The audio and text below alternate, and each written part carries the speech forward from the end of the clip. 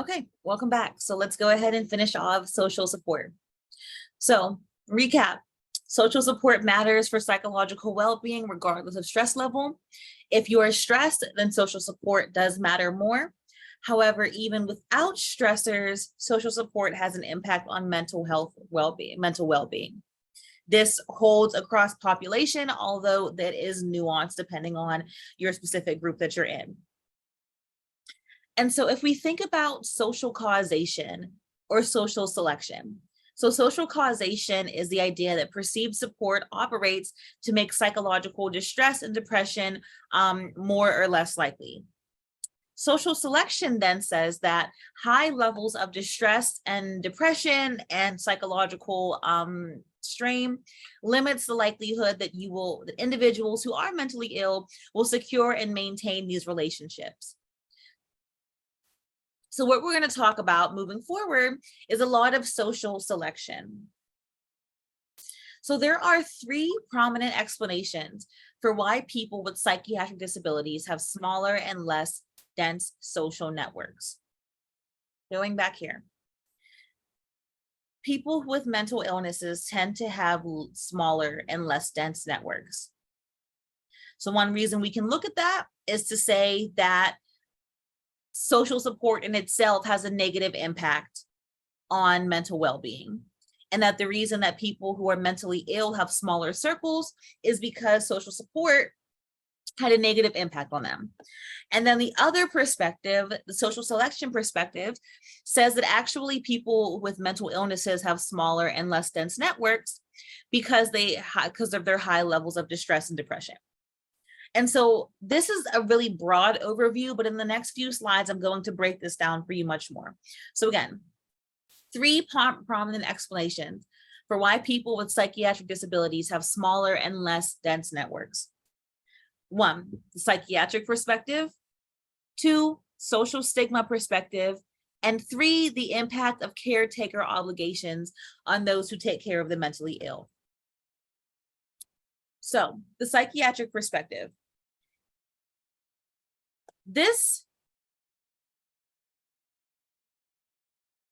If you've ever seen somebody have a psychiatric episode, or maybe you've been the person and you've heard somebody else say, that's why they don't have any friends, or that's why we don't hang out with that person. That's the psychiatric perspective.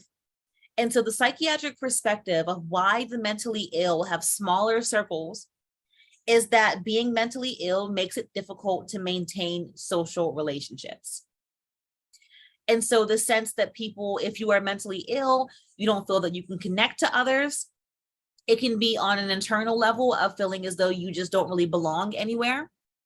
The psychiatric perspective can also be because it can be difficult if you are the friend of somebody who can behave very erratically or violently or neurotically, then it can be difficult to maintain that relationship, especially if the person isn't seeking any kind of treatment. Now, I won't say it matters what kind of treatment the person is seeking, because again, we've talked about medicalization. And so I'm not saying that you have to be on medication or be in, talk therapy to improve, but I'm saying that if you are a person who has episodes and acts erratically and you're not seeking treatment, that can make it difficult for people to feel close to you, connected to you, and maintain strong bonds with you. And so the first reason why people with mental illnesses have a smaller social network is because the symptoms of mental illness can make it difficult for others to maintain relationships with them. This can be a tough one to think about, especially if you are somebody with a mental illness.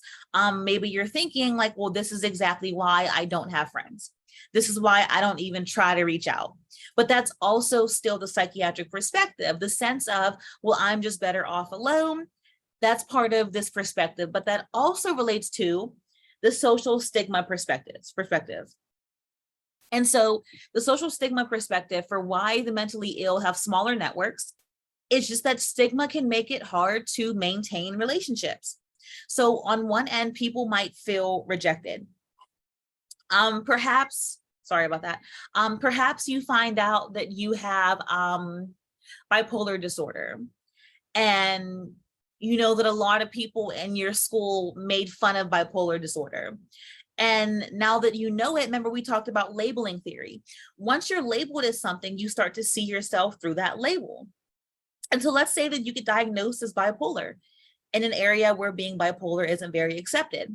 But now that you have that label, labeling theory shows up, that now you start seeing everything you do through the I'm bipolar lens. And so every time you cry over a movie or get angry in traffic, you tell yourself, I'm just being bipolar. And because you begin to attach yourself to that label, well, then you stop going to parties. Then you stop reaching out to your friends. Then you stop going to see movies or going places where they're going to have, high traffic, for example, because you know that there's a stigma and you expect to be stigmatized. Now, I'm not saying that this is out of the blue. There is a stigma. But whenever I talk about the stigma here in terms of small networks, a lot of it is internalized. It comes from the environment, but the decision of, I just won't reach out, I just won't even try, I know how this is going to go, I've seen this before, that's the social stigma perspective. But conversely, again, this is coming from the outside in. And so one reason that people have smaller networks isn't just because of their symptoms, because that's a psychiatric perspective. It's just that having the symptoms of mental illness can make it harder for you to maintain relationships. This is about the stigma. So even if you don't have any symptoms at all, just knowing the stigma or the stigma existing can be enough. And so if, somebody finds out that you are diagnosed as a sociopath, even if you've been in treatment for it your entire life, you're working on it to the complete max of your ability, someone just knowing that you have a diagnosis of a sociopath can make them avoid you. And so even with the absence of psychiatric symptoms, the first perspective, you can still have people avoiding you because of the social stigma associated with your disorder. And so then people who experience this social stigma can then try to create alternative coping strategies. And so secrecy, just not telling anybody about your disorder. That can also keep your social circle small, because if you're not being honest about your experiences and what you're going through, that can make it really hard for people to connect with you and see the authentic you. And you can, not always, but a lot of the times you can tell when somebody's like sugarcoating everything or acting too nice or trying too hard. There's kind of a sense of inauthenticity that you can sense in some people. And if you think about those people who you're around and you can tell, sorry about that. If you think about those people who you're around and you can sense that there's some inauthenticity around them, those are people you might have a hard time gravitating towards. And so people who experience or people who expect stigma around their identity are going to be more likely or less likely to disclose their disorder. Can make them, secrecy or practice secrecy, and then withdrawal into themselves, and then that increases social isolation, which can then increase symptoms and also increase stigma as well. And then finally, the third prominent explanation for why people with psychiatric disabilities have smaller and less dense social networks are that it can be taxing on the people who are taking care of the mentally ill. Now, if you are somebody who experiences mental illness, this is not your sign that you were right all along, that you're a burden. It's not what I'm saying. What I'm saying is that of all of the many reasons why research has found that people with mental illness have smaller networks, one of those reasons is that the caretaker obligations can put a strain on the relationship. It doesn't have to just be coming from the end of the caretaker. I mean, if any of you are very independent people and you broke a bone or got really ill, you know the feeling of it straining your relationship with your caretaker. Even if you're being told, I don't mind helping you, it's my pleasure, I'm happy to help. It can be really difficult to lean on somebody economically, physically, living situation wise, et cetera, et cetera, et cetera. And so relying on somebody socially, economically for support can put a strain on the relationship, not just on the end of the caretaker, but also on the person who's getting help. Again, even if you aren't exhibiting any symptoms that are burdensome, psychiatric perspective, even if there's not a stigma, the stigma perspective, perhaps you're just an independent person and have a hard time asking for help. But needing help for, days and days, months and years can put a strain on your own self-esteem. And remember what we talked about in part 1, self-esteem is crucial to how you interpret social support. And so maybe you're okay asking for help the first few times, but 3 months in, now you're feeling really bad about yourself. And again, the worse you feel, the less likely you are to tap into your support system. These coincide with what's called the personal inadequacies hypothesis. It's exactly what it sounds like. It's the argument, sorry about that. It's the argument that people who are mentally ill have smaller networks because of personal inadequacies.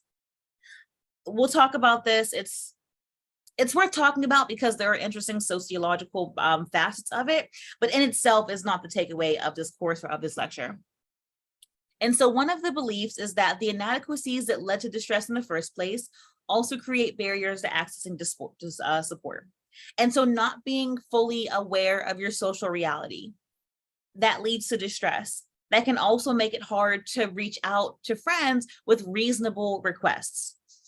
If you are experiencing distress because you have very low self-esteem, that lack of social esteem, that quote unquote inadequacy that is leading to your distress, can also make it difficult for you to then reach out to access social support. The second tenet of the personal inadequacies hypothesis is that your characteristics also account for differences in perceived support. And so again, if you have low self-esteem, even if any of your friends would drop everything in the world to be there for you, if you have low self-esteem, you can't perceive that. And so when I am saying personal inadequacies, I'm not talking about, you're just short or ugly or not smart enough. It's things like low self-esteem, low emotion regulation. And so I want to be very clear that I am not saying that people that, if you are feeling alone or if you have a small system, that it's your fault. It's not what I'm saying. What I'm doing is giving you guys an overview of some of the reasons why people who are mentally ill have smaller social systems. So again, it can be symptoms, stigma, strain on the relationship, and then also maybe you are somebody who had low very self-esteem and you've gained more over time, and maybe this hypothesis resonates with you. All right. I'm going to start winding this down. As you see, I've had all kinds of questions in here for you. That will happen where the lecture will say it's only 10 minutes long or so, but once you start doing it, you realize you've been writing for 30 minutes. So I'll send a note about this. I made the note last time just because it says it's a very short lecture. Doesn't mean it's going to only take you 10 minutes. But a summary of the causal interpretation. And so neither human development nor functioning is going to proceed in terms of linear, clear-cut causes and effects. So we can't say that if you have 3 friends worth of supports, then you will have 3 depressionless days, right? It doesn't work that way. But they tend to be reciprocal. So support and self-esteem and support, these things relate to each other. Evidence suggests that there is a strong relationship. However, it's also probable that your personality characteristics impact the availability of support and your likelihood of perceiving that you have it. To summarize the social status and support, the most persistently observed research has been on social status and mental health problems when it comes to social support, particularly marriage, class, and gender. And so typically low SES, being unmarried, and being female. So these 3 things, being poor, being unmarried, and being a woman, typically have increased risk for psychological distress. However, the difference, one specific thing here is that women tend to report higher levels of support than men do. And so that's a bit of a conundrum, which again is why on Thursday, I'm having gender and sexuality come right after the lecture on social support. Because generally what we've been seeing is that the more support you have, the better your psychological well-being is. but we see that women typically have worse psychological well-being than men do. So how does that happen? We'll talk about it more on Thursday. Today, I'm just going to give you an overview. So with marriage, generally speaking, married people consistently report higher levels of perceived support. This makes sense.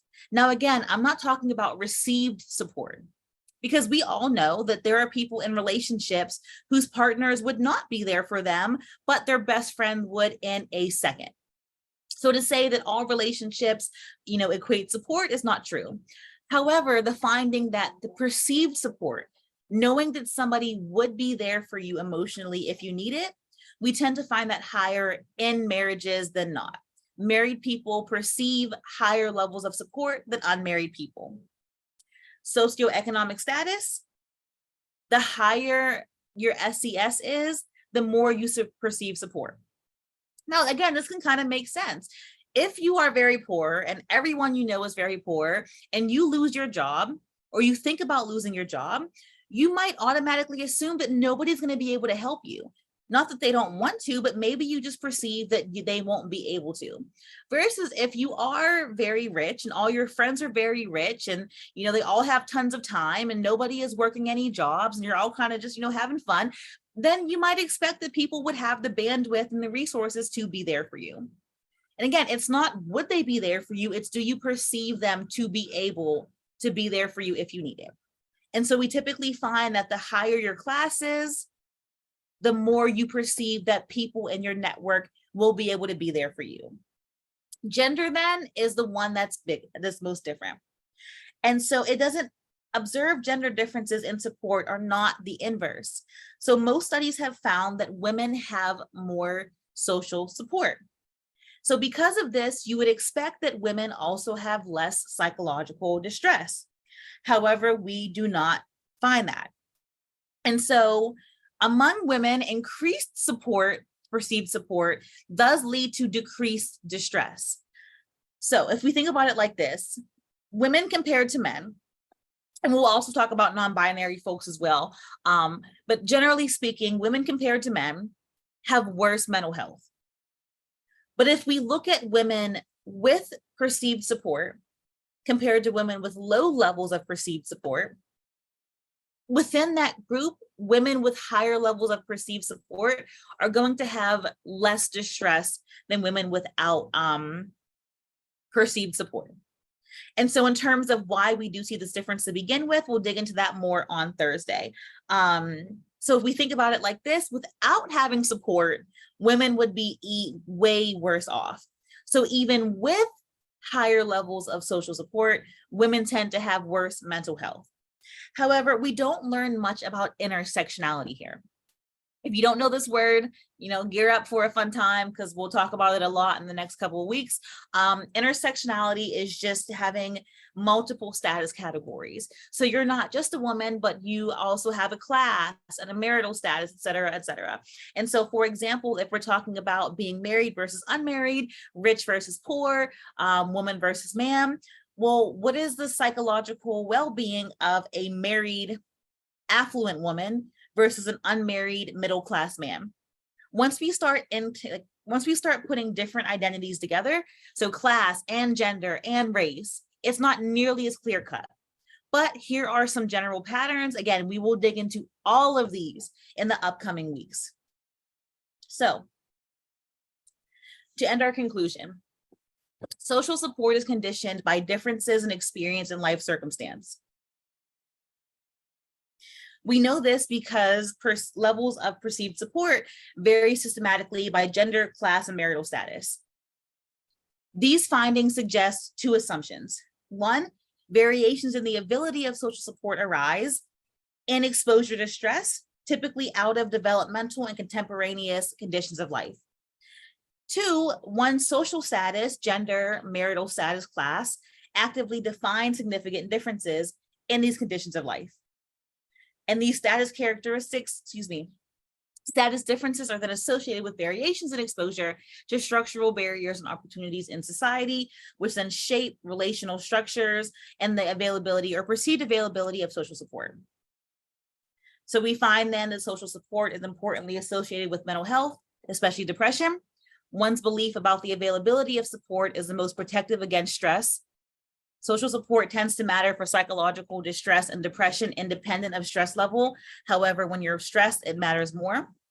And then your perceived level of support varies reliably with location in the social system. So the experience of being supported by others arises out of the ongoing social contacts within which where you are located.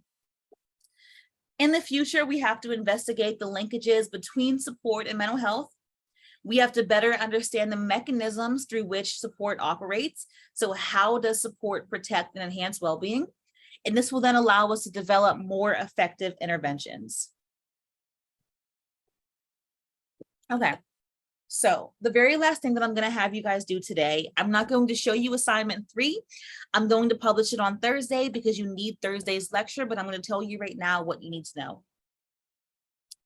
You're going to need to know the 3 prominent reasons why the mentally ill have smaller networks.